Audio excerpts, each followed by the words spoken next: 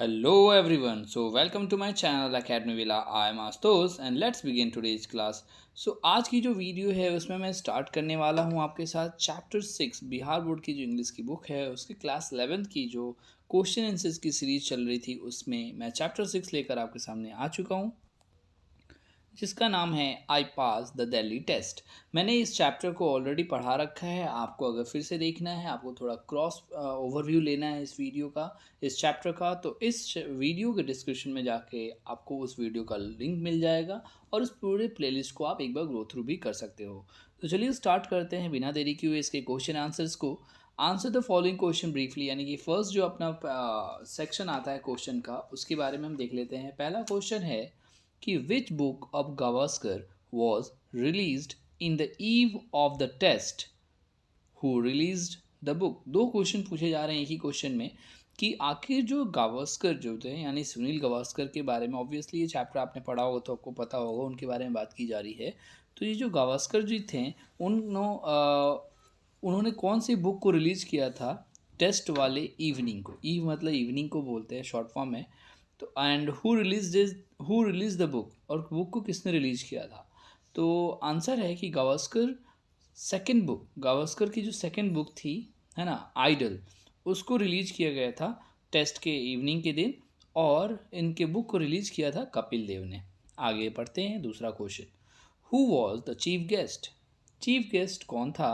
Who were the other important guest, उसमें जो other important guest आए थे वो कौन कौन से थे। तो ये थोड़े नाम हैं जो कि आपको याद रखने होंगे इसके लिए। तो पहला जो था चीफ गेस्ट वो थे Clive Lloyd was the chief guest, और जो इम्पॉर्टेंट गेस्ट थे वो थे Michael Holding and Jeff Dujon were the other important guest. ये लोग अदर इम्पॉर्टेंट गेस्ट थे। तीसरा क्वेश्चन है Gavaskar could not take good rest as he had intended. Why? मतलब इंटेंडेड मतलब होता है ना कि जैसा वो सोचा था उन्होंने वैसा नहीं हो पाया। तो गावस्कर को वो जैसा चाहते थे उनको ऐसा रेस्ट नहीं मिल पाया। ऐसा क्यों होता है ना, आप प्लान किए लेकिन वो नहीं हो पाया, तो ऐसा क्यों हुआ था। तो Gavaskar went to his hotel to rest, वो रेस्ट करने के लिए होटल तो गए थे, but his wife's friend Bijoy, her sisters and brothers with their spouses come to see them. मतलब लेकिन जैसे ही वो होटल पहुँचे तो उनकी जो वाइफ थी, उनके जो दोस्त थे बिजॉय, उनकी बहन, उनके भाई और उनकी जो पत्नी थी, वो सारे लोग उनसे मिलने आ गए थे, क्योंकि ऑब्वियसली एक सेलिब्रिटी बन जाता है इंसान। तो a party was immediately arranged, और उसी समय जब वो पहुँचे तो तुरंत के तुरंत एक पार्टी भी ऑर्गेनाइज करी गई। So Gavaskar could not take rest. Obviously इस सिचुएशन में तो आप समझ ही सकते हो कि कोई रेस्ट नहीं मिले उन्हें, राइट। अगला क्वेश्चन है within hours the battle was to be resumed, so we went back to the hotel to rest. What does the battle refer to. देखिए लाइन लिखी गई है कि थोड़े ही समय में, कुछ ही घंटों में बैटल शुरू होने वाला था, है ना, फिर से चालू होने वाला था। सो वी वेंट बैक, इसलिए हम होटल चले गए और रेस्ट करने चले गए। तो ऐसा इस लाइन में बैटल का मतलब क्या है, बैटल से किसको रेफ़र किया जा रहा है, किसकी तरफ इशारा किया जा रहा है। तो ऑब्वियसली ये जो था ना, क्योंकि देखिए ये एक चीज़ ध्यान दीजिएगा, लिखा गया ना रिज्यूम, रिज्यूम मतलब कोई चीज़ आपने बीच में पॉज की है उसको फिर से रिज्यूम करते हैं ना। तो यहाँ पे भी ऑब्वियसली इनके केस में गावस्कर जी हैं तो खेल रहे होंगे। तो कौन सा मैच खेल रहे थे जो रिज्यूम हो रहा है, तो ऑब्वियसली एक टेस्ट मैच था। तो लिखा गया है कि आंसर होगा कि द बैटल जो है ना किसके बारे में बताया जा रहा था, बैटल से किसको इशारा किया जा रहा है। तो वो सेकेंड टेस्ट मैच था दिल्ली में, उसको रेफ़र किया जा रहा है बैटल के वर्ड से। अगला क्वेश्चन पढ़ते हैं। Why did Gavaskar leave the nets early during practice. Practice के दौरान गावस्कर ने मतलब नेट को जल्दी क्यों छोड़ दिया था, मतलब नेट से वो जल्दी क्यों चले गए थे। वॉट वॉज कपिल्स रिएक्शन, और इस बात पे कपिल देव का क्या रिएक्शन था। तो Gavaskar was upset because a part of the crowd had passed नेस्टी remarks on him. देखिए ऑब्वियसली आपको ही पता है कि जब प्लेयर अच्छा खेलता है तो आप उसको अच्छे रिमार्क्स देते हो, उनकी बड़ाई करते हो, उनकी वाहवाही होती है। लेकिन उसी समय अगर आप कोई क्रिकेटर कोई अच्छा परफॉर्म नहीं करता है तो आप उस पर हेट कमेंट्स करते हो, उसी को नेस्टी रिमार्क्स बोला जा रहा है यहाँ पे। नेस्टी मतलब घृणात्मक तरीके से आप उन पर टिप्पणी करते हैं ना। तो वैसे रिमार्क्स मिले थे गावस्कर को भी, और इसी वजह से वो अपसेट थे, है ना।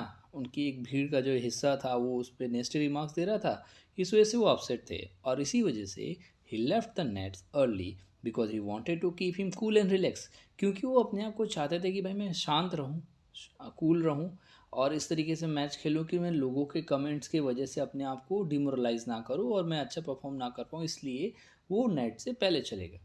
Kapil did not like Gavaskar leaving the nets but he did not say anything. Kapil Dev को तो ये अच्छा नहीं लगा, उनको थोड़ा ना पता था कि ऐसी बात है कि वो चला गया नेट छोड़कर, तो उन्होंने लेकिन कुछ नहीं कहा, है ना। अगला क्वेश्चन देखिए, what did the young girls ask Gavaskar. Gavaskar से जो यंग गर्ल्स थी वहाँ पे उन्होंने क्या पूछा, why did he laugh at their request, और गावस्कर उनकी रिक्वेस्ट पे क्यों मुस्कुराएं, what does it suggest about the level of his confidence, और इस बात से लेवल ऑफ कॉन्फिडेंस जो गावस्कर का था उसके बारे में आप क्या कह सकते हैं, वो क्या सजेस्ट करता है ये बात। तो आंसर है कि the girl asked Gavaskar to score the fastest centuries of his career. लड़कियों ने उनसे पूछा कि गावस्कर सर आप ना इस बार अपने करियर का सबसे फास्टेस्ट सेंचुरी बनाइएगा, मतलब बहुत कम बॉल में आप जल्दी से शतक बना लो, है ना। तो इस बात पे Gavaskar laughed at the request because he did not hope to score even half a century. लेकिन उसके बदले में क्या हुआ, गावस्कर उनकी बातों पे हंस पड़े, है ना, लड़कियों की बातों पे हंस पड़े, उसके रिक्वेस्ट पे हंस पड़े, क्योंकि उनको तो कोई उम्मीद ही नहीं थी कि इवन वो एक हाफ सेंचुरी भी बना पाएंगे। और इस बात से ये बिल्कुल जाहिर है कि this shows that his level of confidence was very low. Obviously जब वो सोच रहा है कि भाई 50 भी नहीं मार पाएगा तो 100 की तो बात ही कहाँ करते हो आप, तो ऑब्वियसली यहाँ पे इनका कॉन्फिडेंस लेवल लो दिखाई पड़ता है इससे। चलिए अगला question, how far do you think it is proper to make fridge derisive comments when a good player is struggling to regain his form। Question कहा जा रहा है कि जब कोई खिलाड़ी अपनी सही दशा में आने का संघर्ष कर रहा है तो उस पर कटाक्ष करना कहाँ तक उचित है। मतलब भाई कोई बंदा है फॉर्म में आना चाह रहा है, जो प्लेयर है, आप उस पर और ज़्यादा कटाक्ष किए जा रहे हो, तो आप खुद सोचो कि ये किस हद तक उचित है ना। Does it help the player anyway, क्या यह किसी तरीके से खिलाड़ी की मदद करता है, सहायता मिलती है क्या खिलाड़ी को। तो चलिए देख लेते हैं answer. It is improper to make derisive comments can on a player who is struggling to regain his form.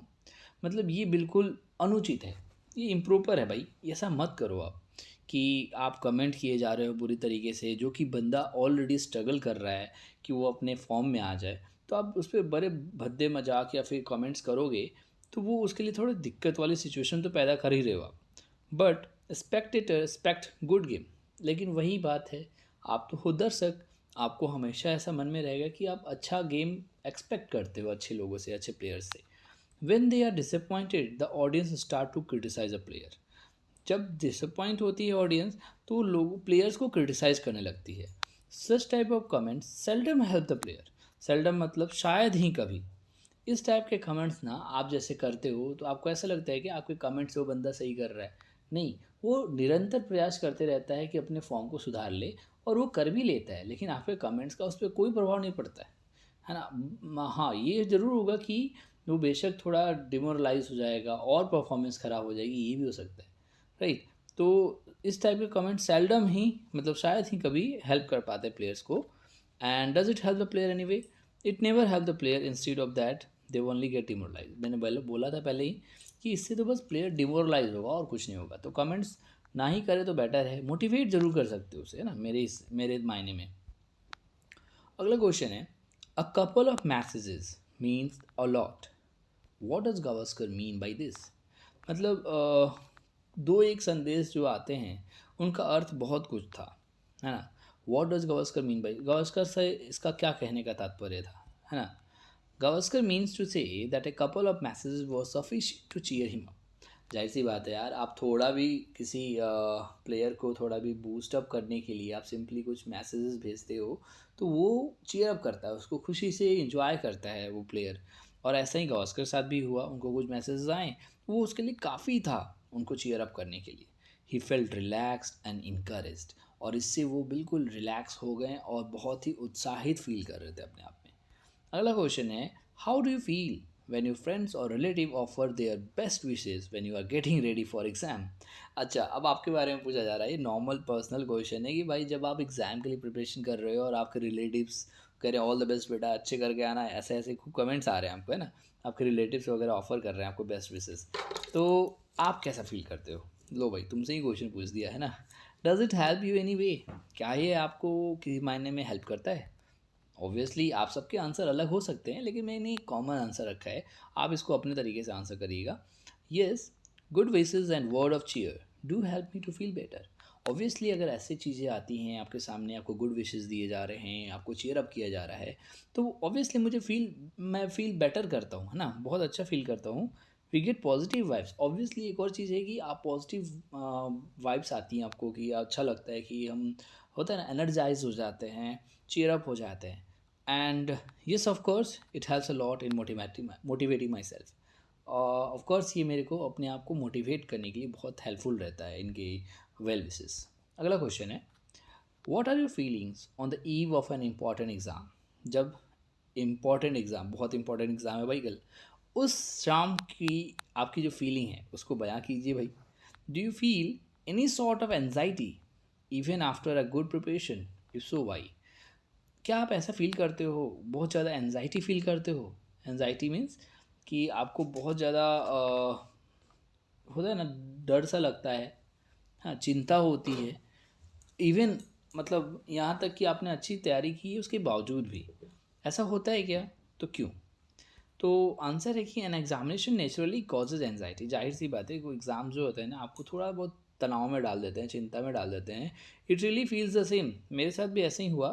And in spite of good preparation I do not feel that I am fully prepare to face it. It is all because we lack of confidence that everything will be fine. हम ऐसा ना इसलिए होता है कि कितना भी तैयारी कर लो, मन में ही बनना ही रहता है, यार फेल हो जाएंगे तो नंबर कम आ जाएंगे, ये वो। तो ऐसा इसलिए होता है क्योंकि हमारे में थोड़ी कॉन्फिडेंस की कमी आ जाती है कि अच्छा होगा सब कुछ, है ना, इसी वजह से।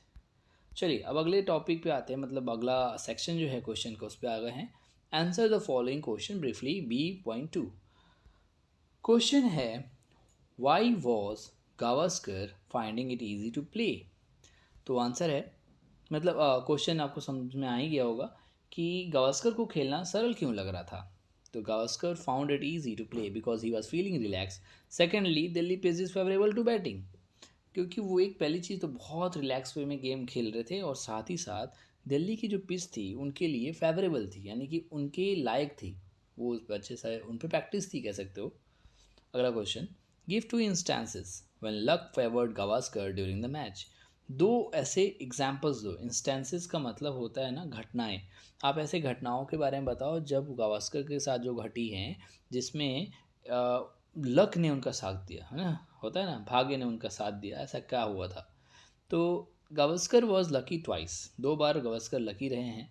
वंस, एक बार की बात है, जब when he was 16 he miss the shot, और जब 16 साल के थे तो एक शॉट उनसे मिस हुआ, that is the ball brushed his head. The umpire did not signal anything, perhaps he was misled by the sound of the ball brushing Gavaskar's cap. Gavaskar got some runs.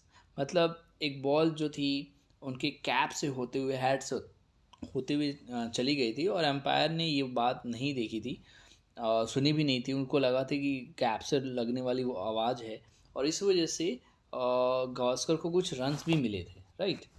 चलिए अगला है कि अगेन ही दूसरा जो case है वो क्या है, again he hit a ball off the middle, मतलब मिडिल में उन्होंने खेला उस बॉल को दोबारा। इट वेंट क्वाइट हाई, बहुत हाई गई थी बॉल, है ना। A tall fielder like Roger Harper और Joel Garner could have leaped and caught it, but the fielder was not so tall. Gavaskar got 6 run.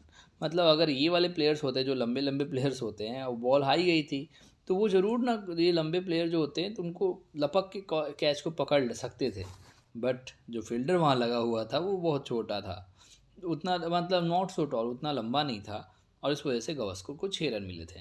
तो इस तरीके से ये पता चल रहा है कि ये दो मौके थे जब गावस्कर को मतलब एक तरीके से छूट मिली थी, उनका भाग्य ने साथ दिया था। अगला क्वेश्चन है, what is another hurdle Gavaskar talks about? वो कौन से अन्य बाधाएं थी, दूसरी बाधाएं वो कौन सी थी जिसके बारे में गावस्कर डिस्कस कर रहे हैं? तो no player would like to score a duck, that is zero. Duck का मतलब क्रिकेट में ज़ीरो होता है, तो कोई भी प्लेयर ऐसा नहीं होता कि चाहता है कि भाई मेरे को 0 रन बना के आउट होके जाऊँ। This means one is going to be utter failure, है ना। It is a hurdle and Gavaskar cross it. मतलब सबको ऐसा लगता है कि भाई ये एक बहुत बड़ा मील का पत्थर है, मतलब सामने मेरे यही हर्डल है, यही परेशानी है, इसी को पार करना है कि एक रन बन जाए कम से कम, जब नया नया शुरुआत करता है इंसान ना।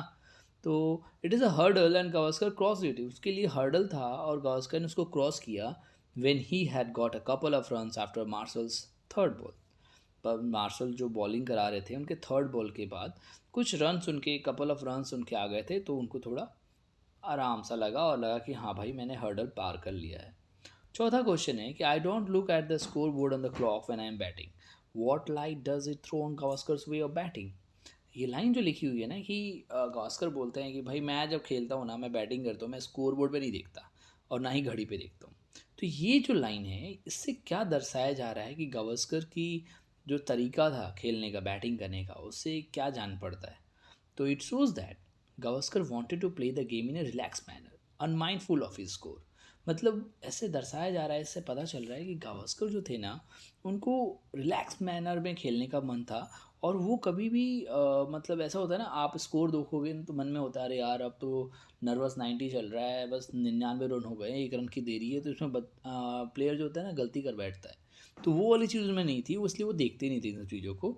He was more relaxed like this than he was if he were aware that he was close to a century।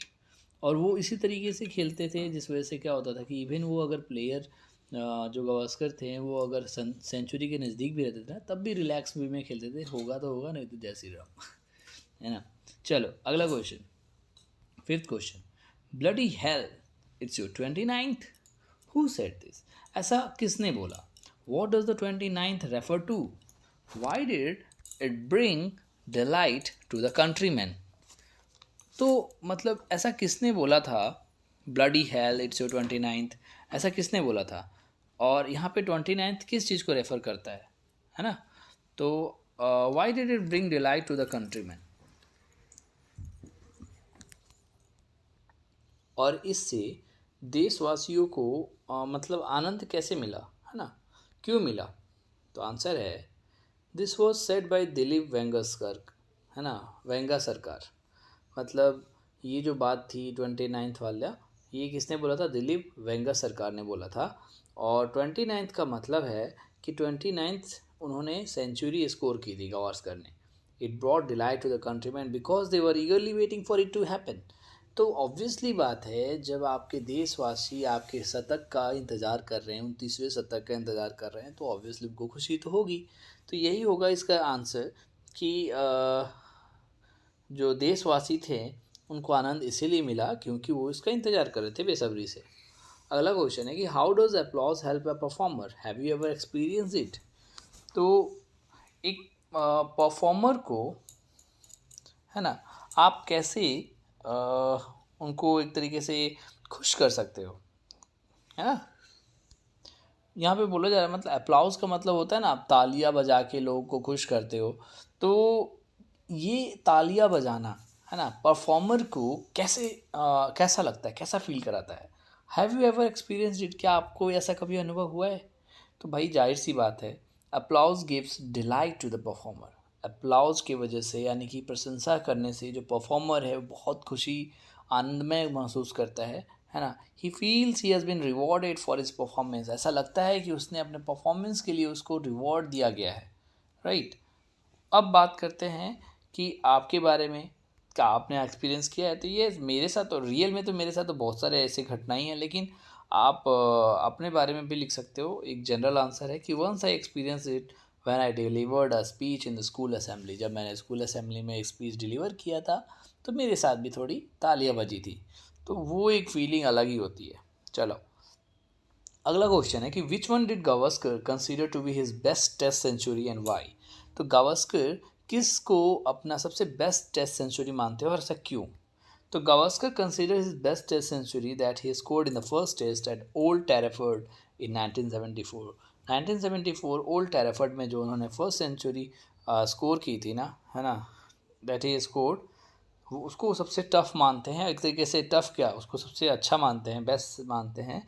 He considers it the best because batting condition there were against batting and it had come after 3.5 year. वो ऐसा इसलिए मानते थे क्योंकि वहाँ पे condition जो थी ना वो फेवरेबल नहीं थी, उनके पक्ष में नहीं थी। और उसके बावजूद, क्योंकि 3.5 साल से कोई सेंचुरी नहीं आई थी, और उसके बावजूद वहाँ पे बैटिंग कंडीशन ख़राब होने के बावजूद भी उन्होंने सेंचुरी लगाई, तो ये उनके लिए बेस्ट सेंचुरी थी। चलिए आगे बात करते हैं। अब लॉन्ग आंसर क्वेश्चन आ गए हैं यहाँ पे। क्वेश्चन है कि right today you Beyonce and I am going to book, what does it suggest about Gavaskar's plan to tackle West Indian bowler, है ना, बॉलिंग? इट शोज़ दैट, मतलब ये क्वेश्चन जो था आप समझ ही पा रहे होंगे कि आज तुम, मतलब इस क्वेश्चन में ये बोला जा रहा है कि ठीक है, आज आप गेंद उछालो और मैं उसे हुक करूँगा, है ना। तो what does it suggest about a Gavaskar plan? तो इससे आपको गावस्कर के किस प्लान के बारे में, योजना के बारे में पता लगता है कि वो कैसे वेस्ट इंडियन बॉलर को टैकल करते हैं। तो इसका आंसर है कि it shows that Gavaskar plan his strategy correctly and it helped him to score quickly. मतलब ऑब्वियसली उन्होंने दिमाग में बना लिया था, भाई तू ऐसे बॉल कर, मैं उसको ऐसे उछाल के मारूंगा कि बिल्कुल आज तो एकदम सेंचुरी लगनी है, ऐसे करके, है ना। तो उन्होंने अपनी स्ट्रेटजी बना ली थी सही तरीके से, और इस तरीके से उनको हेल्प भी मिली थी अपने स्कोर करने में बहुत जल्दी से। अगला क्वेश्चन थोड़ा लंबा सा दिख रहा है क्योंकि ऑब्वियसली एक पोर्शन लिया गया है बुक से और उसके बारे में क्वेश्चन पूछा जाएगा, तो देख के घबराएं नहीं। क्वेश्चन है कि I do not think I have ever played so many shots to get a century. Most of my centuries have a liberal sprinkling of ones and twos and take their time coming, and this was definitely the quickest in terms of times as well as deliveries faced. कि I do not think I have ever played so many shots to get, मतलब मैं ऐसा कभी नहीं सोचता हूँ कि मैं बहुत सारे शॉट्स मार कर सेंचुरी बना लूँ, क्योंकि मेरे अधिकतर जो सेंचुरीज बने हैं ना, ऐसा गावस्कर बताते हैं कि वो इक्के दुक्के जो रन बनाते हैं 1 and 2, है ना, उनसे ही मतलब मेरे शतक बनते हैं, है ना। और ये तो बहुत कम ही डिलीवरीज में, कम ही बॉल्स में छक्का हमने सेंचुरी बना ली है। तो does the statement suggest any change in Gavaskar's batting in his particular match? If yes, what kind of changes suggested here? तो क्या आपको ये बातों को पढ़कर ऐसा लगता है कि गावस्कर की बैटिंग में उस पर्टिकुलर मैच में कोई चेंज आया था? तो अगर हाँ, तो इसके इस परिवर्तन की ओर संकेत करता है। आंसर है कि this shows that Gavaskar had been slow at making run. इससे ये पता चलता है कि भाई गावस्कर बहुत धीमे गति से रन बनाते हैं। He had hardly shot sixers and fours before he got ones and twos. मतलब शायद ही वो छक्के चौके लगाते हैं, वो अक्सर इक्की दुक्के में ही काम चलाते हैं।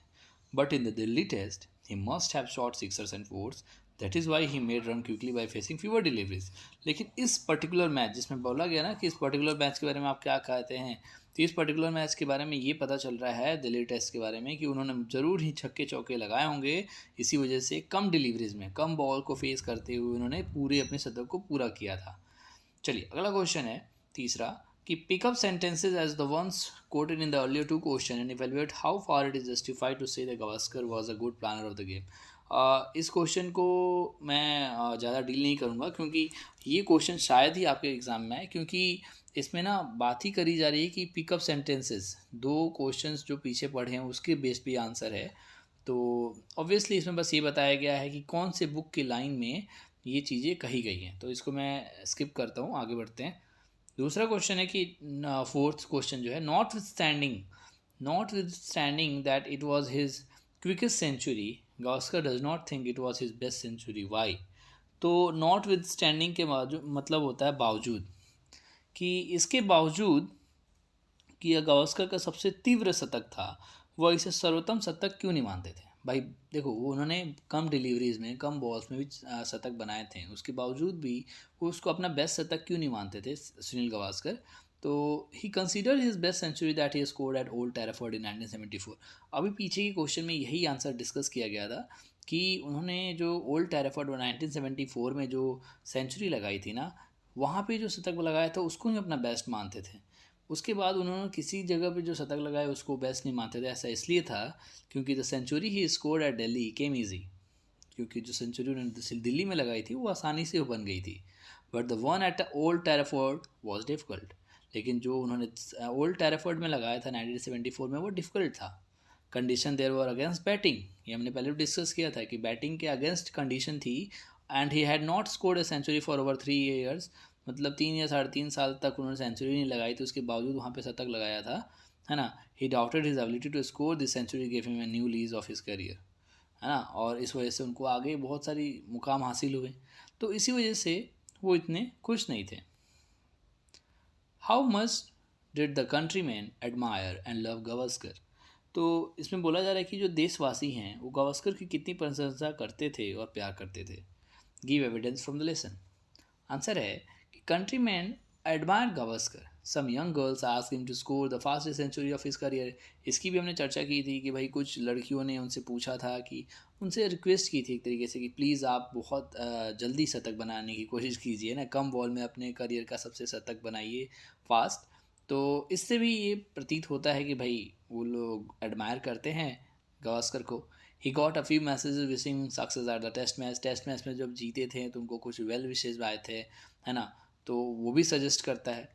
In fact, since his return from West Indies, people were eager for him to score the 29th century.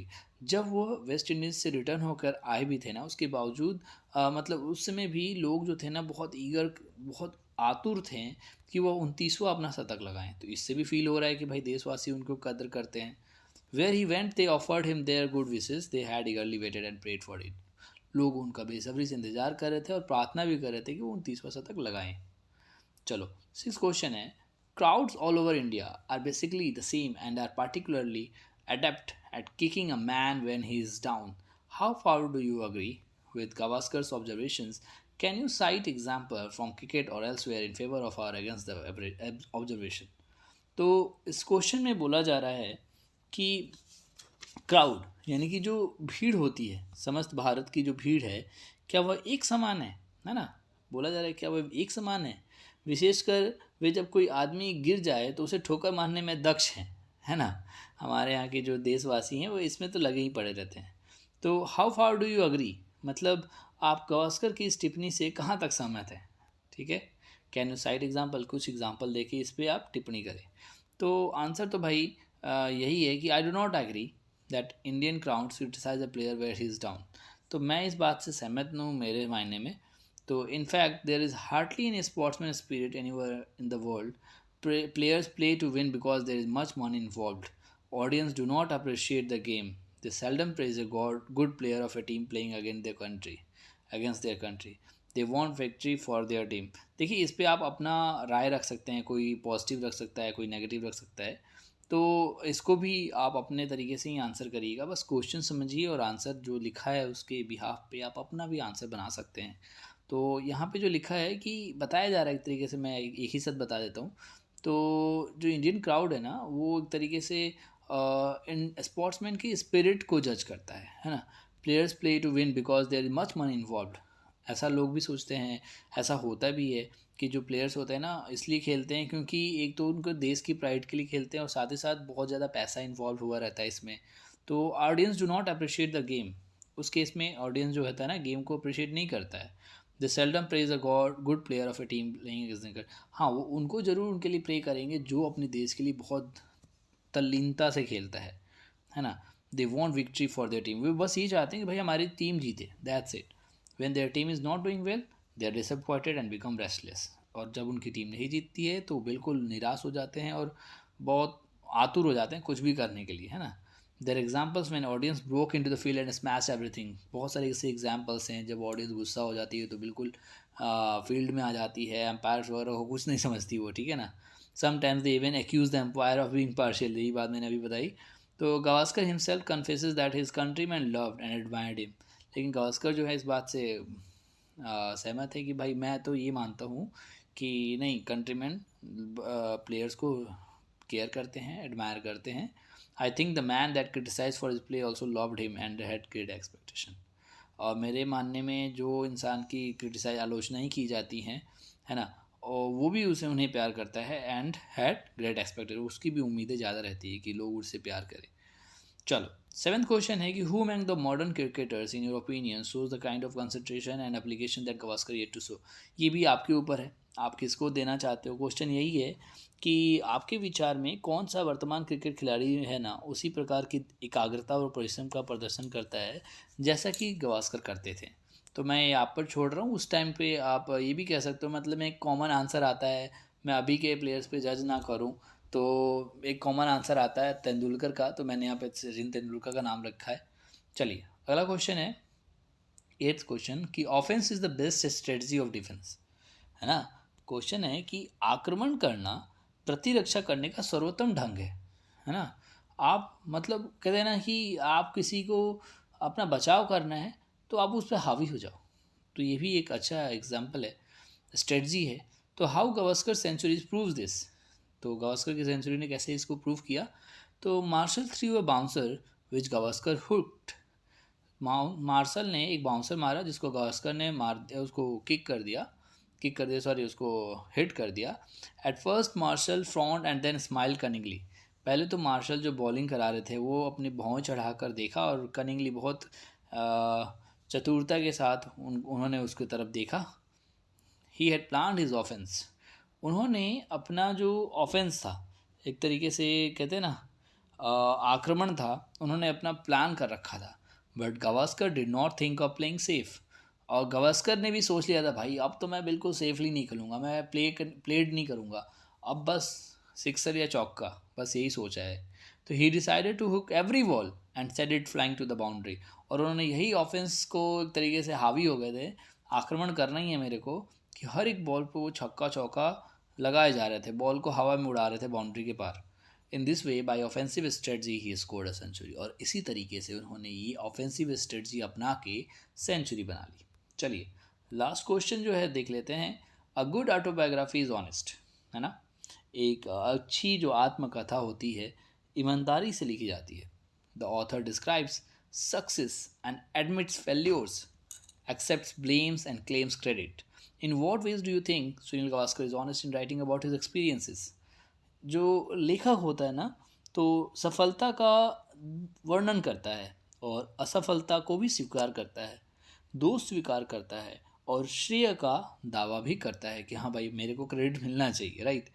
तो in what veg do you think Sunil Gavaskar is honest, तो आपके हिसाब से सुनील गावस्कर कैसे ईमानदार थे राइटिंग में, अपने एक्सपीरियंसेस को, उन्होंने अनुभवों को लिखा है, तो किस तरीके से आप उसको फील करते हैं उसके बारे में लिखना है चैप्टर से एग्जाम्पल लेके। तो ये फिर से आप अपने हिसाब से भी आंसर कर सकते हो, लेकिन मैंने एक आंसर लिखा, आप पढ़ सकते हैं, समझ सकते हैं। Gavaskar has described his feeling honestly, Gavaskar ने अपने फीलिंग्स को, अपने भावनाओं को उन्होंने बहुत ऑनेस्टली लिखा है। He has confessed that he was upset when a part of the crowd criticized him for his bad play. ये चीज़ को वो कन्फेस करते हैं भाई, है ना। इस पर वो बिल्कुल सहमत हैं कि जब उन्होंने अच्छा नहीं खेला था, बैड प्ले किया था, तो उस समय उन्होंने वो क्रिटिसाइज़ करने से, लोगों के क्रिटिसाइज़ करने पे बहुत अपसेट हो गए थे, ये बात को भी वो एक्सेप्ट करते हैं। He went away to keep cool. He also tells us about his lack of confidence before the test began. वो शांत रहने के लिए थोड़ा दूर चले गए थे, है ना। और ऑल्सो उन्होंने बताया भी था कि उनके में लैक ऑफ कॉन्फिडेंस था टेस्ट स्टार्ट होने के पहले।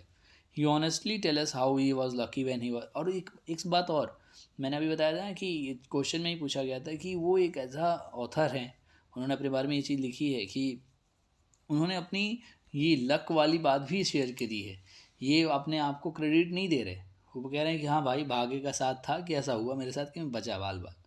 तो वही अपनी 16 एज वाली कहानी भी सुना रहे हैं, तो मैं अभी नहीं पढ़ूंगा दोबारा। But he also tells us how is he found score run, उन्होंने सब कुछ बताया है। We also learn that he did not look at clock और द, ये भी हमने पढ़ा कि वो कितनी अपने बारे में सच्चाई से बताते हैं कि वही स्कोर बोर्ड को नहीं देखते थे। ऐसा क्यों, उसका भी रीज़न बताया कि वो बस रिलैक्स मोड में खेलना चाहते थे। Some people may consider it is superstition but he says he does so to avoid tension. देखो उन्होंने, लोग कुछ और ही बोलते थे तो उन्होंने बताया कि नहीं भाई मैं टेंशन से दूर रहना चाहता हूँ, इसलिए ऐसा करता था, क्योंकि बोर्ड पे नहीं देखता था। He is critical of the crowds in India but he also owes gratitude to them for their love and appreciation and good wishes that helped him to score the 29th century. तो उनके साथ बहुत सारी आलोचनाएं तो थी, crowd जो था, भीड़ था, इंडिया का भीड़ जो थी, वो उन पर आलोचनाएं बहुत सारी करता था, लेकिन बहुत ज़्यादा प्यार और अप्रिशिएशन भी दिखाता था, क्योंकि उनको अपना 29वां शतक कंप्लीट करना था, तो उसके लिए उन्होंने बहुत ज़्यादा प्रेयर भी की थी। तो इस तरीके से ये चैप्टर के सारे क्वेश्चन मैंने क्लियर कर दिए। आई होप आपको समझ में आ गए होंगे। अगर फिर भी कोई क्वेरी रहती है कमेंट सेक्शन में लिख के जरूर पूछें। मिलते हैं फिर नेक्स्ट वीडियो में, तब तक के लिए stay home stay safe. Thank you so much.